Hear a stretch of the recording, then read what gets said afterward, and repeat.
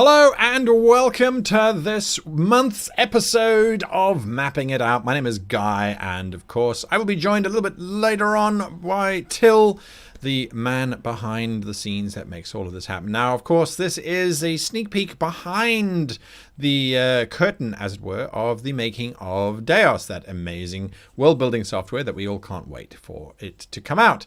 Tonight, we're going to be talking about a few things. A new patch came out recently, and we will be unpacking what happened within that patch.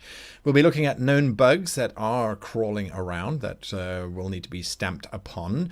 We will have a roadmap looking at the rest of the year, since it has flown by so very, very quickly.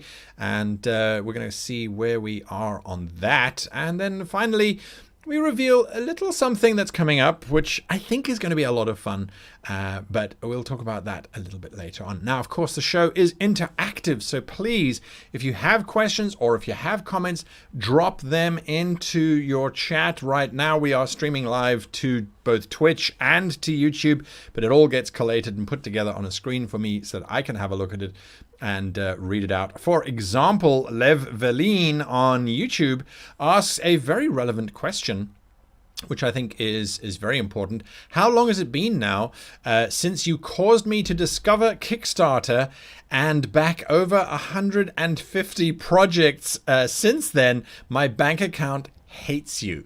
Absolutely. It does feel like it has been a super long time, but at the same time, it hasn't really been that long when you think about what has gone into everything and how far we are. Tonight, I think you're going to see just how far we have come in terms of DEIOS's development. So let me stop talking. Let's get Till in here so we can start the show. Till, welcome. Hello and welcome, everyone. Good question, Levine. Guy. Yes. What episode are we on? Do you know? My script count says 25. 25? Yeah. So, yeah, there you go. 2 years. And we started a bit before? Yeah, a little bit before. The Kickstarter, right? Yeah, a little bit before. Wow, yeah, time's flying. So, yeah, hello, everyone. And as Guy already said, if you have any questions, if you have any comments, drop them in chat and we will do our best to answer them. It should be interactive, so let us know what you think. Absolutely. Question: how can we be sure that this Till isn't a mimic that has replaced the real Till whilst he has been away? You will never know. Oh dear, there we go. All right, well, with that, yeah, what do you say after that? It is good to have you back. And that answer is so Till that it proves it's Till, says Lazarus. I love it. And we will actually be talking about your return to the red screen. What do we call YouTube? It's not the silver screen. It's not the gold screen. It's it's YouTube. You're coming back. We'll talk about that at the end of the show. So hang out for that. Till the latest build, it's out, and we can now do some pretty awesome stuff. If you haven't yet updated your software, you probably should, because then you'll be able to do some cool stuff. So I'm going to be operating the software whilst you, Till, talk us through it. Yeah? Of course. Sure, let's go. Okay, so let's jump in. And the reason why I'm operating the software, by the way, is just so that you guys get to see a nice, crisp rendering of what DEIOS looks like. So my first thing is, I wonder what Till is thinking about. This is what happens when we have too much setup time before the show starts. So I am obviously in DEIOS itself, and we have put together a map here, which when you are at this range, you kind of go, yeah, it's some trees and some sort of stuff. And then obviously as you zoom in using your scroll wheel, you start to realize that there is just so much detail in here that we can see all of that beautiful artwork from Kaora. So we've got a populated map here. Now, hopefully on the stream, and I would love it if you guys could let me know, you can start to see that there is a sort of a texture already in place on the grass there's a speckling that's coming through. That is correct, Till. It's not me having a stroke. Yes, that is correct. That is part of that is the infamous Wang texture that we have been discussing in a previous stream. That is part of the landmass itself. So just maybe some very keen eyes have realized that this map was a map that I've been sharing around for the stream announcements. So an interesting side fact is that you can already, for quite some time, but now you can see it in action, you can take your maps and share them with friends already. Just the interface behind it is not there. So if you go to your documents folder, you copy a map, send it to a friend, he will be able to open the same map on his machine, and it's working, which again was part of the development of Tech Alpha. We have spent quite some time in Tech Alpha to make sure that all those, let's call them back-end details, are set up. So once we return and start adding UI, they're already in place and work. So what I did was I shared this map with Guy today, so he can use the map to showcase stuff. Again, because of compression and Zoom calls, it would be bad if I would be sharing it, because then it would go through Zoom to Guy, to you, where we would be losing a lot of crispness on the screen. Correct. Talking about crispness, I'm not sure if the stream is able to capture that, but the reason why we are now calling it Feature Alpha is because we have finished in August. We have finished our last task for Technical Alpha, and that was the implementation of the new UI engine, which is now in place. And it comes with a lot of benefits for us from a developer's perspective, because it makes UI development much easier. But it also comes with a lot better, sorry for the English, with a lot better crispness, sharpness, and UI design for you. So it looks a lot better. It looks almost like the initial design that we had with the first alpha attempt. And we're really happy with the new UI. So not only working with it, but the way it looks and feels. And now we're just basically just adding tools. So what we're calling this phase right now is the Feature Alpha. And the reason why we're calling it the Feature Alpha is because we have kind of put a check mark on making sure that the technicalities work. And now we want to focus on adding new features, more and more and more and more features as we go along. And we've already kicked off Feature Alpha with one feature specifically that kind of instantly created a second new tool that has been added, which is the brush tool and the eraser tool. So Guy, if you want to showcase the brush tool, you will find it in the UI. It's a new little icon that looks like a brush, and there you go. I see also the shortcut keys are in Control 4. Well, they have been in there before, but with the new UI, it's fairly simple, not only to add the shortcut previews like the overlays, yes, but also to do localization. So this is another thing that is kind of in the making, is to have the localization back in, so that if you're running it with a German operating system, you have all the labels and shortcuts and everything labeled in German, and if you're on an English operating system and so on, you get it. So that comes with the UI for free, and we just need to kind of label everything in the languages, which is currently in the making. And I would assume that within one of the next patches, it will be implemented. Okay, fantastic. So let's look at the color brush quickly, Till. Yes. We've got our color picker as usual. Yes, so let's stick there for a second. This is the new color picker, which is a lot more advanced than the previous one on the previous user interface, but it is already being worked over because we're going to add a few more additional details to the color picker. For example, giving you the opportunity to define values for RGB and A alpha, and having a pipette, a picker, where you can aim for a specific color and pick that up, as well as something like recently used colors. So this is being produced at the moment. We're working on that. So there will be in one of the next updates, we will expand our color picker to have all those features there.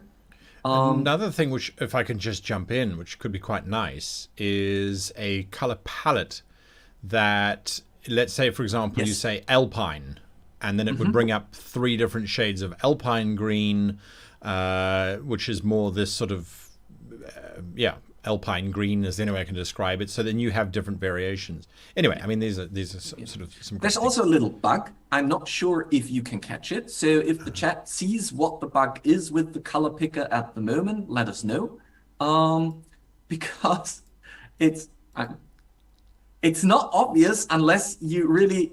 When I name it, you will be like, "Oh, how did I miss that?" And we've all missed it, and someone then pointed it out. And we were like, oh, yeah, right. We didn't really pay attention to that.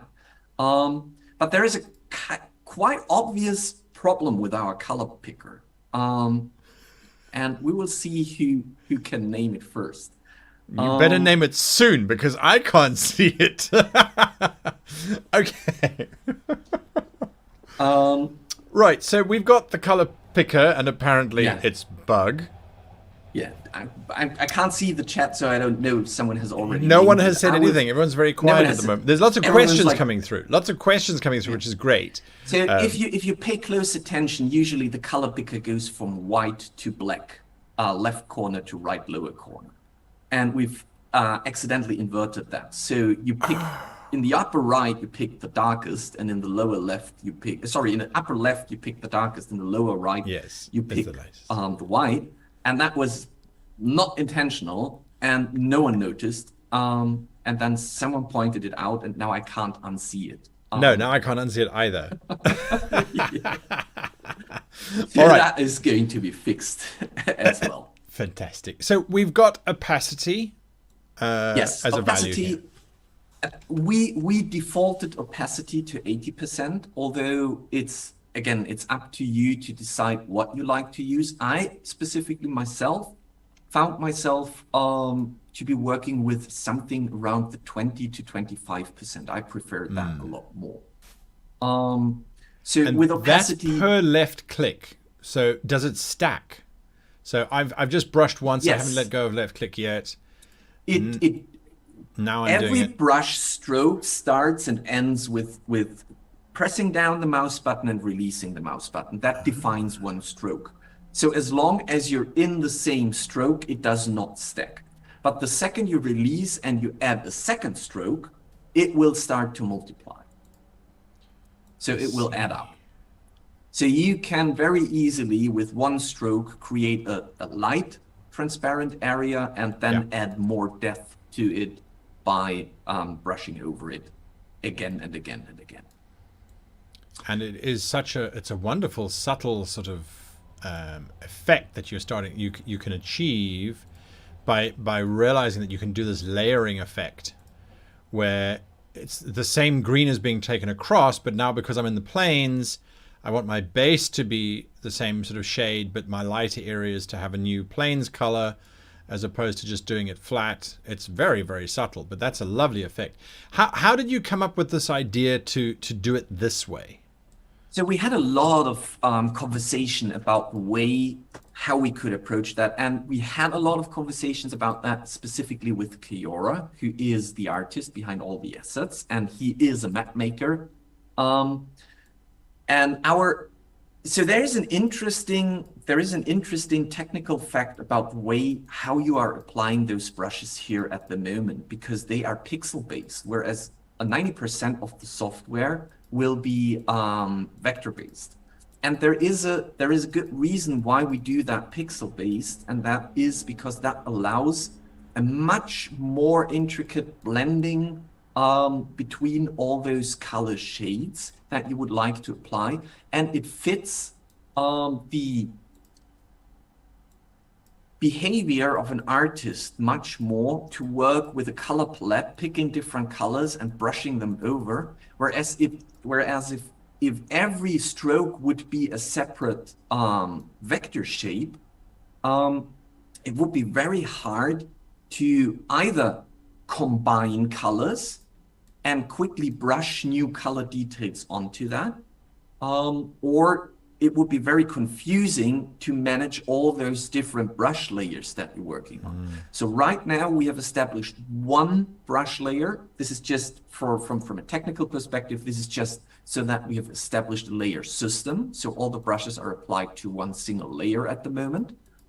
But there is already an internal layering system, which means that it is going to be easy to add more layers later to the system once we are there. And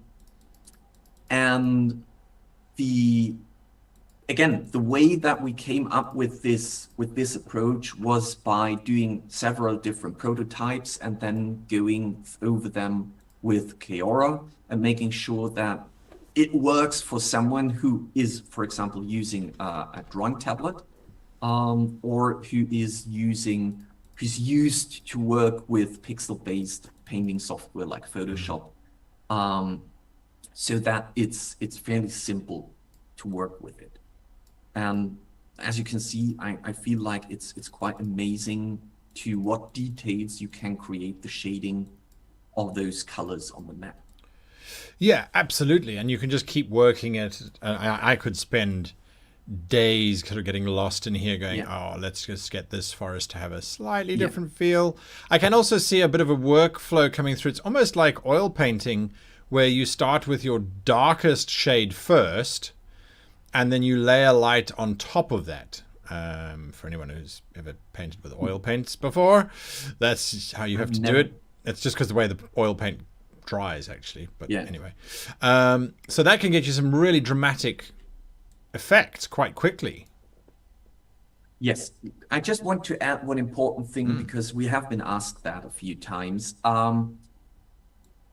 The difference between the brush tool and the biomes that are coming up is that the brush tool is really a tool that is intended to allow you as an artist to add color variants and kind of color details to your map. So you will be able, you're not in the current build, it's not implemented yet, but you will be able to apply brushes below props as you're doing it right now, and above props. So you will be able to colorize over props as well. Right now you can do only below, but coming above or painting above props will be coming soon. However, with biomes, we will add a base color to biomes where you can control some kind of color, texture, and opacity that is set beneath biomes automatically.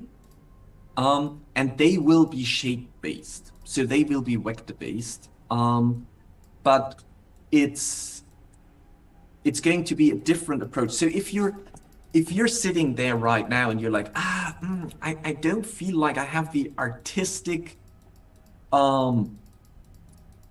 inkling to do what Guy is doing at the moment. I would just like to drop down a forest, and the forest is automatically colorized with brushes. That is what the biome system is intended to do, and that is what we're going to do with the biome system. So if you just brush the forest down, it will have a ground color, and it will have some kind of softness and bleeding that kind of mixes very well with the rest of the brushes that you apply. Fantastic. Sorry, I got so absorbed in painting. I'm like, oh, I'll just blend this in here. And sorry about that. Okay, so, right. We were talking about potential bugs. Because this looks really great. And I think what's interesting is how are you working out how the colors blend together? I mean, because is that just part of the software that it's calculating well? It was fine-tuning. It was basically just fine-tuning and playing around until we found settings that are quite nice looking, and that Yeah. we felt like they worked together and they work well. And as you just mentioned before, when it comes to suggested palettes, that is actually something that I've been talking about with Kiora. That would be really cool if we could offer for the Kiora assets, we could offer something like a Kiora color palette where you can pick that is automatically kind of attuned to the whole color setting of the map. But we were talking about bugs. So with the current release, we unfortunately were not able to finish two things, and we're currently working on them. And both of them are related to the brushes. So if you're working in the current version, please do not subtract from your landmass when you've finished all your color brushes. There is a bug at the moment that when you subtract from your landmass, the landmass is recalculated, and all the brushes from that landmass are being removed. We know about that, we're aware of that, and I think in one of the next patches, probably the next one or the one afterwards, it's going to be fixed. Yes, Guy? No, I just heard someone saying that you're a bit echoey. And I know why. I forgot to plug my headphones in. I am so sorry, stream. But yes, so hopefully it will be slightly better in a few moments. No, that is my mimic voice. Oh, the mimics come through. Look at that. So with the land masses, I'm going to do a demonstration now, because if I look at that, I was taking that grass texture as a sort of a swamp. And I'm like, yeah, I could see that working really well. Now the echo should be gone, but we should put a river in here. And so I've got the continent brush, and I've gone to subtract mode, and I'm going to draw my river running along this nice light area that I've made and through there. And yes, I know it probably wouldn't do that, and into the mountain range. Ah! And it's all gone. Yeah. So that is a known issue, and that is being worked on. And it's not intended like that, and it will be fixed very soon. The second one is we weren't able to finish the undo redo stacks for the brush.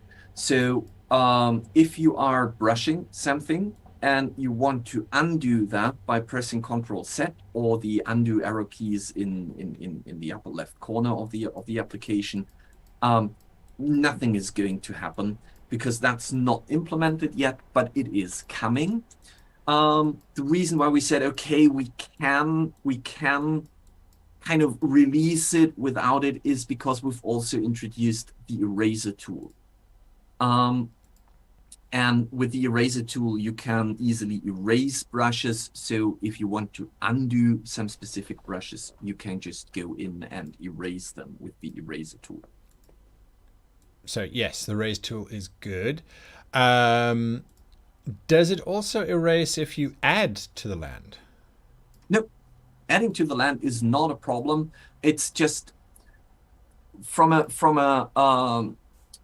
let's say visual perspective, there are a few things that we can still improve, because if you're adding a lot of land mass to a very densely brushed area, you will see where we are kind of cutting the texture.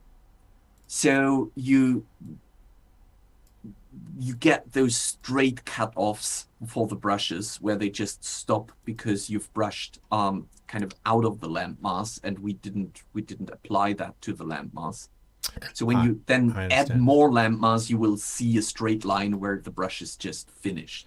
So, okay, all right. So if I start here and I brush out to here, there should be now a demonstration of that exact effect. So there's that hard edge. There's the hard edge where it suddenly just stops. Just because the brush didn't expand. Now, Yes. I noticed that I could brush into the ocean.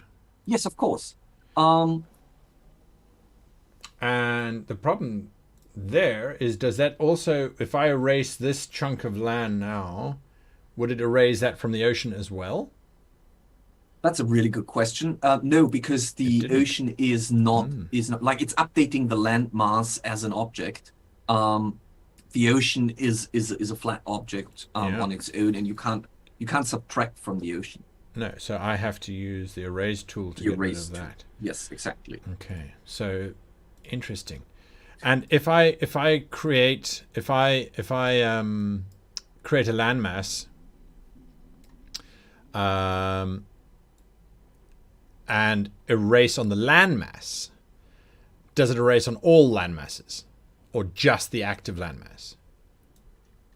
So, for example, I think it erases on all landmasses because the layer is not, our layer system is not, has not applied the details, because if you remember, for prop brushes, you can select all landmass or single landmass. So if you would now go, oh, you're talking about subtraction. Yes. It again, if you're talking about the subtraction from a landmass, this only applies to the object, the landmass object that has been modified. Okay. If you're talking about the brush eraser, now if you would add a brush to the other landmass for a second, just something. If you now pick the brush eraser and you start erasing on one landmass, and now you hold the mouse button and move over. Oh, there you go. No, we've already. That's great. So it's restricted to the existing landmass that you're working on. I was actually under the assumption that it is that the brush's layer is currently above all, but we have already switched it to be just on the landmass that you're currently working on. All right. So, and I see that there is no sort of smoothing option happening. If I go, well, that very much depends on your settings, doesn't it? I can't read it from my screen. But size, opacity. Oh, softness is 0%. So that's why when I was zoomed out, I kind of see this aliased jagged edge. If I make this, say, 50%, it's softer. Yes. Yes. It is definitely softer. Okay. All right.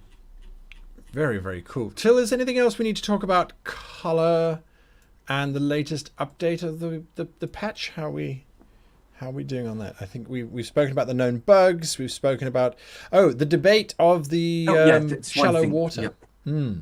Yes.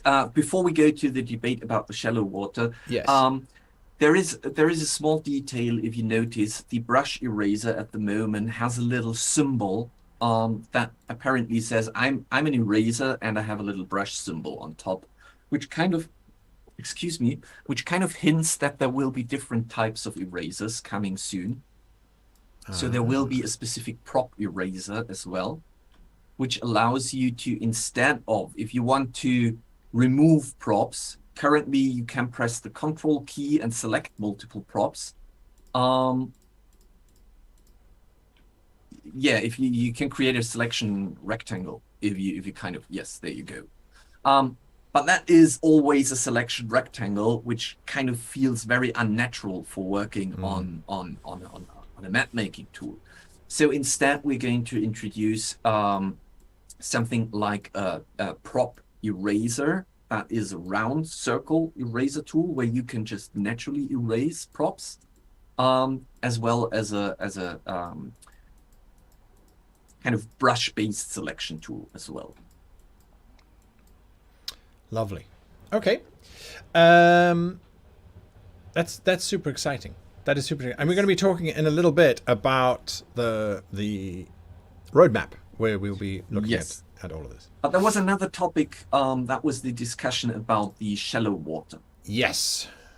So I'm just going to select a few little objects here. I'm holding down the Shift key to select multiple objects. And we've got our scale is 100%. We're going to make let's make a desert here in our very strange shaped space. And rotation is at 0. We've got Brush Yeah, you want information spacing is 5. Scatter is, shall we so say? spacing just defines the pulse between when is the brush Yes. placing down objects, whereas the scatter defines the distance between objects from the mouse pointer when you place something down. So if you want to create a lot of props with one brush stroke, you basically adjust the scatter and the amount of props. That's how you can turn your prop brush into something that automatically paints a full forest within just one stroke. Yeah, so at 100, it's barely filling in this entire island. That's Yes, the spacing tool. That's the spacing, Yes. right? And if you would go to, I don't know, 10 or 3 or 1, Or 3. I can't read the numbers. Yeah, It it's will be a now lot because the pulse is kind of every 3 pixels. pulsing a lot. Or And then every, the amount? well, the amount defines how many props at once are being placed down. So if you make, I don't know, 10, 20, it will instantly ramp it up to 100, and you will see what happens. Yeah, it goes crazy. This is a desert. It is full of sand. No, it's not. It's full of cacti. All right. And so with regards to the debate, when I do this, what happened? Well, first of all, I think you have still applied above all to the props. So if you go to single landmass, single landmass, correct. it will limit your brush just to the landmass that you're brushing on. However, as you can see, it's ignoring everything outside. However, and that's what the whole debate is about, do we identify the shallow water area, which is the light blue areas outside of the landmass? Do we identify them as part of the landmass or not? And the reason why this is a debate, or let's say it was a debate, was because we said, well, you might want to place props near a landmass that kind of still belong to the landmass when you move it around. So initially, we had to define the landmass as the actual landmass plus something that is associated to it on the outside in the shallow waters. Now by now we have already kind of fine-tuned our system so that it can identify 2 different states of the landmass, which is the landmass and the shallow water area. So with one of the next updates, we will be able to allow you to place props only on land masses, which means that they are not accidentally placed into the shallow water area. But everything inside the shallow water area, because of this special state, still belongs to the landmass. So it was solved by fine-tuning, let's call it the flagging system, the internal one, and then making sure that we can still catch both cases, but have a more fine-tuned behavior when it comes to applying props to specific landmasses. Perfect. I think that makes a lot of sense. Till finally, when we're still looking at this demo, our export options. Yeah, no, don't do that. Okay, so, well, at least we have improved a little bit on the export, because we've said you can now, previously when you exported, it just created a snapshot saved in your documents folder. Now we have started with the new UI. It was a quick fix that we've added where we said, okay, now you can click on export and you get a file selector that asks you where do you want to save the image. Yes. However, the exported image itself is terrible. This is nowhere near where it should be. It just creates a snapshot of the whole image, like the camera is panned out to the maximum until the whole stage is captured. And from that state, it is creating a pixel accurate snapshot, which means that the pixels are calculated at this position So when you zoom in, it's basically just a blob of a few pixels. And this is being addressed very soon, because then I think exporting images or specific areas of the image is exactly what people are hoping for. Right now, if you want to share your map with a friend, like if you want to show it to someone or you need an image, you unfortunately still have to screenshot the area, because the export option is, I would almost say, broken at the moment. But that's being worked on. So it's just on the list of things to do and being tackled fairly soon. Okay. And we're going to get to that list shortly. Let's now quickly go to questions that have been asked in chat. Just remember to put the word question in your chat. Oh, no. Oh, no. I didn't realize. I can't scroll in the chat option. Oh, no. So I'm going to have to go and join those chats live. Sorry, I did not realize this. This was an experiment to see if we can bring them all together. So there is one question here from Tavernaut. Will we be able to resize the shallow water area? You mean like having parameters to adjust them manually? Yes. Yeah. So how wide is the shallow water, Yes. basically? Yes. Again, this is from my personal feeling, this is all part of the very, very final fine-tunings. I would even say that you have something like a shallow water brush that allows you to paint additional shallow water areas that are still rendered part of the landmass, which would be a subsegment of the landmass tool, where you create landmass and then shallow water areas.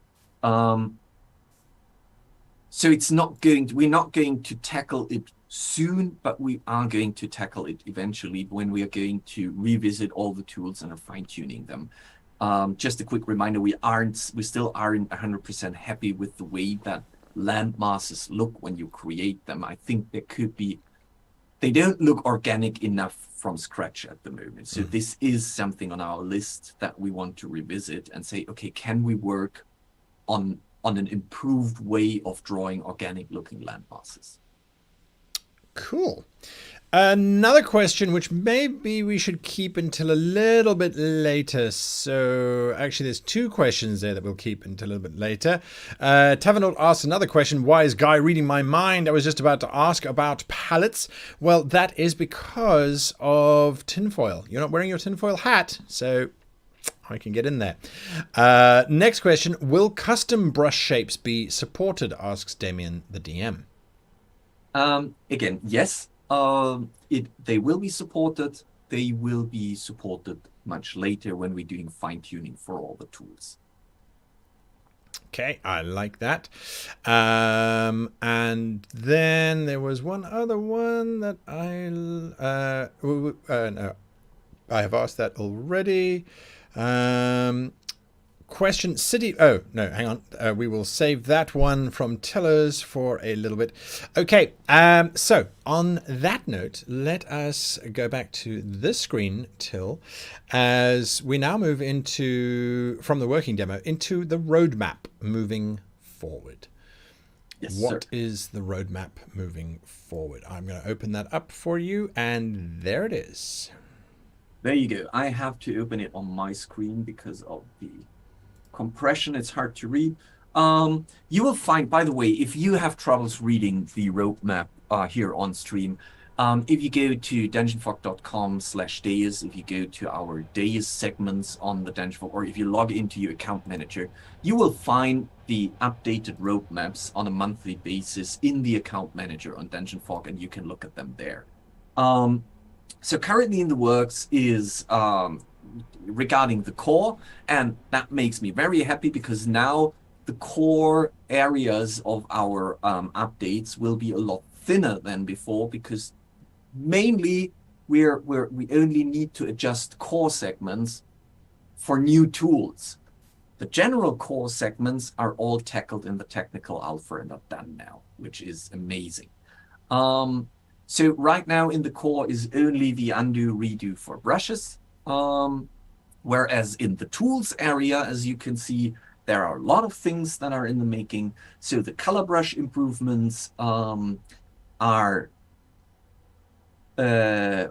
yes, they are specifically the color palette and the additional options for picking colors for the color picker, as well as some improvements to the render quality of brush textures when you're zoomed in very much. So we can still crank up the resolution there a bit, and we're working on that. Many of you will like what they hear when I say the blueprints are we've already started working on them. There is a little bit of a but to it, which we will address later. The text tool is not only being worked on, is almost finished. So in one of the next updates, you will get labels on your maps. I think if we have enough time today, we will look at them. And the biomes tool we've already started working on. But the biomes tool, to be honest, is something that we will still work for some time before we release it to you, because I think that is one of the core features that we want to bring to you. So I want them to be as polished as possible to hand them out. So that is currently in the works, and I think if you look at the things that we want to do, I believe they are part of at least 1 or 2 updates. So apart from the biomes tool and probably the undo redo, because I know that this is a very long task, I'm pretty sure that the color brush improvements, the blueprints, knock on wood, and the text tool, we will be reviewing them in our next mapping it out in a month, because all of them are almost done. And we will be soon releasing them in their first iteration. Then we will collect feedback, and then we will improve them. Yeah, and there you can see. So this is what we have taken for this month, and following that will be the advanced export options. Localization is still on the list. macOS ARM support, thumbnail rendering, and the account management and login. I already know that the account management and login got pushed back a little bit because it's kind of at that state of the alpha development. It's not very important for you, and it's not very important for us. So we want to focus on tools more than on kind of side things like login and user authentication. Makes sense. Now, we were talking about, well, you've already answered my next question. When is this going to drop? So most of it will be next month, hopefully. So that's super exciting.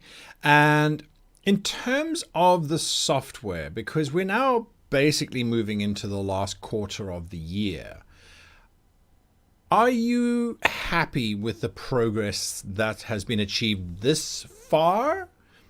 You're asking well, okay. So the CEO sitting in this chair is not happy. He would have wished for being faster. Me as someone who has been waiting for all the progress, who has been suffering under the failed first alpha, is very happy with the progress, because now finally we're gaining speed because we can develop new tools. It was, if you put yourself in my position, I wanted to be at that state of the development about a year ago. And then we realized that our first alpha was, from a technical perspective, was just not working as we have planned it. So we've spent about 8 months now from rebooting Tech Alpha to now, and working through all the learnings that we had with the first alpha to make sure that they are now working in the current build. And looking back, at the technical alpha, it was an absolute victory because we never had to roll back one of the releases. Everything we handed out was working better than the version before and got better feedback than the version before, because apparently we're tracking your feedback, and there is a quick reminder that you have stopped sending us feedback. It's kind of trickling down a little bit, so don't forget to give us feedback through the feedback tool in the application. But generally speaking, there was almost, apart from some people who have problems running the software in the first place, which is always kind of hard to identify, why is it not working for you? But apart from that, all the feedback was very positive, and it was like, yeah, it's working much better. It's working much faster. We like the tools. We would like to see more tools. And now we're finally there where we can dish out those more tools. I think I said in one of the previous streams that my goal is that I would like to start city map making this year. And I'm not sure how far we are into city map making for this year. I'm really just from a realistic, a very German approach here, because I could be like, yeah, we'd definitely be in there, but I'm not really sure how far we will be in there. If you think about that, having props, having brushes, having text, so labeling your map, and having first biomes, I think is a very good foundation for people to create world maps or region maps. I think there isn't much missing. There's rivers is missing, so paths and roads and rivers tool will be there. But I think aside from that, I'm pretty confident that we can create all the base tools for you within this year, which means that, and that's what our plan is, the second we have all the base tools for world map editing, we will start working on city map editing. So whether it's going to be December or it's going to be January, it's going to be fairly close to the year change, when we also be finally focusing on a completely new editor style within the editor. That's going to be the city editor.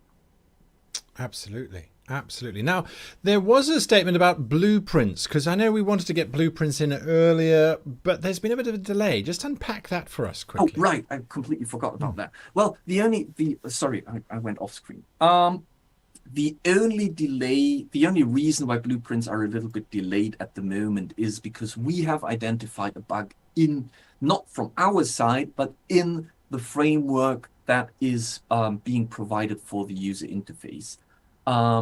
And that's a bug that we can't fix, where we have to wait until it is fixed. The good news is we've filed the bug report, and we've already got confirmation that it will be updated. So this bug will be fixed with the next patch that they are releasing. So we are already working on prepping our systems to update to the newest version of the UI that's going to be released, I don't know, probably somewhere around September, October. And once they have released it, we just need to update our UI framework, and then blueprints will be working. So right now the blueprints are on hold just because we are waiting for Noasis to release their latest patch. And that's not something uncommon within the industry, is sort of these knock-on effects of... No. However, it is usually it is like, I think that is one of the lessons that we learned from Alpha 1 back then. Was in Alpha 1 we were kind of betting on bleeding edge technologies, where we said we want the latest of the latest, and we're fine if it's still in beta. We're going to use it because by the time DEIOS is released, they will be out of beta as well. The downside with that is there are a lot of bugs in there. Whereas if you take something that is well established on the market and has been on the market for quite some years, there are a lot less bugs in there. because it has been in use for professional software for quite some time. So someone else has discovered all those bugs before us. Right. However, it's software development, which means you're never safe, you never have 100% bug-free environment, and you might stumble across a bug here and there. And then if you're working with a high professional company, then usually they respond quite fast. Whereas if you're working with someone who's also kind of in the experimental state of their software, they might be overwhelmed with bug tickets, and it takes a lot of time until they solve it. So that's why we went for Noasis, because they are a well-established company, and we're quite happy with the response time, and that the fact that they are just adding it to the next patch like that is amazing. No, fantastic, fantastic. Some questions now that came through quite a while ago, but are, I think, now relevant. Damien the DM asks, when will we start voting on new features, and why are all the vote options for the first feature an import function? When are we getting imports, Till? Oh my, so many questions there. Come again? So when can we start voting on new features? And why are all the vote options at the moment just the import function? Okay. So for the first part of the question, voting on new features, I think will be, again, this is going to be something that we're going to do around the year's change, when we are kind of finalizing the world building, and we want to hear what else would you like to see in the world building part. I think what we need to do is we need to finish our base palette of tools first before we start asking you, what are we missing? And then you can let us know what we're missing. For the second part of the question, why is the only option export? I honestly don't know. Either it's a bug in our feedback tool or import. I have to check. I don't know. I'm not really sure what you're talking about. It sounds like if you want to vote on a new feature, the only voting option you get is importing things. And that sounds like a mistake. So we will check that. Okay. Lev Veline asks, so will beta eventually or immediately let us create continents, landforms with random or minor peninsulas and bays? Yeah, like a random generator where you just push a button sounds and like the question. Automatically creates that. Beta, yes. Alpha, I don't know. We have a few concepts lying on our tables. We have discussed a few things. We've looked at a few technical concepts of how we can make that work. It's basically, again, it's a question of who can take that task and when should someone take that task to really deal with it. And unless we haven't at least tipped off 75% of all the necessary tools that you need to draw something, we will not take tasks like that. But we want to have it, and beta is we're still quite a few months away from beta. Is beta should be an almost complete product that is now being tested and verified by you. So beta will have it, yes. Okay, fantastic. Till, we've got about 6 minutes left before we run out of time. Do you want to very quickly show the text tool, or shall we? Well, it's the fledglings, isn't it? Or shall we move on to the announcement of the event that will be? Well, happening? I think, to be honest, I mean, I can show it, but I think everyone can picture what adding text to a map is. If you guys are okay with it, let's wait until the next mapping it out, when the tool is feature complete, and we can really play around with it and have a look at it. If you're super curious, let me know on Discord, and I will post a few screenshots of it on Discord. For those of you who aren't on our Discord yet, it's dungeonfog.com/Discord, and there you can join us. It's a lively place where you can chat with the devs, chat with me, chat with everyone, and I think it's a really cool community. So I'm really happy with the people at Discord. So come and join us there. Absolutely. Absolutely. Yeah. Join the Discord. Really, really, really cool. And there is the link. We have something really cool, haven't we? We should talk about that. Yes, we do. Okay, so hang on to your shorts, everybody. Have a look at this.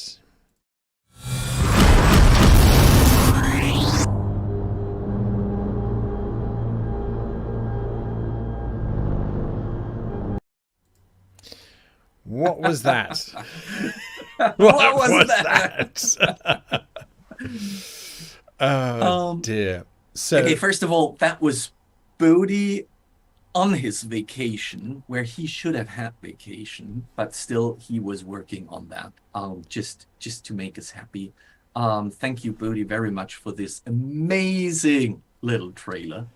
Guy, what are we doing? I think...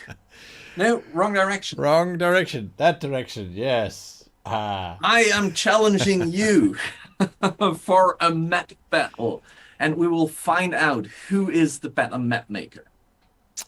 I think that sums it up quite well, does it? Yes, absolutely, absolutely. We are going to have a rumble. I think it's going to be super fun. Yes. Yes, red versus blue is back, as they say. I love that Spy versus show. Spy. Yeah, and so yes, Till, it's going to happen in 2 parts. Yes, exactly. Yes. The 23rd is going to be September 23rd.